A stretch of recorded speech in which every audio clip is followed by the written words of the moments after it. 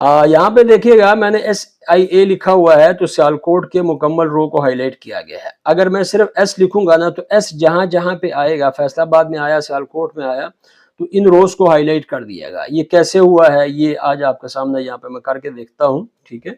सबसे पहले आपने इस डाटा को सेलेक्ट कर लेना है। आफ्टर द सिलेक्शन एक शार्ट की प्रेस कीजिएगा, Alt H L and N। This is basically the open the dialog box of conditional formatting, ठीक है। यहाँ से यूज अ फार्मूला, फार्मूला क्या है वो है जी सर्च का। पैरेंथेसिस को जब आप ओपन करेंगे तो सबसे पहले आपने ये वाला सेल सेलेक्ट करना है जहां पर डाटा लिखेंगे, फिर आपने कामा लगाना है और उसके बाद आपने ये वाला सेल जहां पे एरिया, ब्रांच कुछ भी लिखा हुआ हो उसकी हेडिंग को आपने सेलेक्ट करना है। क्योंकि जहां तक आपने डाटा सेलेक्ट किया हुआ है तो आपको पहला सेल टारगेट करना पड़ता है।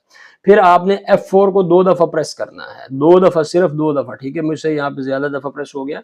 फिर पैरेंथेसिस को क्लोज करें और यहाँ से आप फॉर्मेट में चले जाएं, जो भी कलर आप यहाँ पे हाईलाइट करना चाहेंगे उसको सेलेक्ट करें, ओके को प्रेस करें।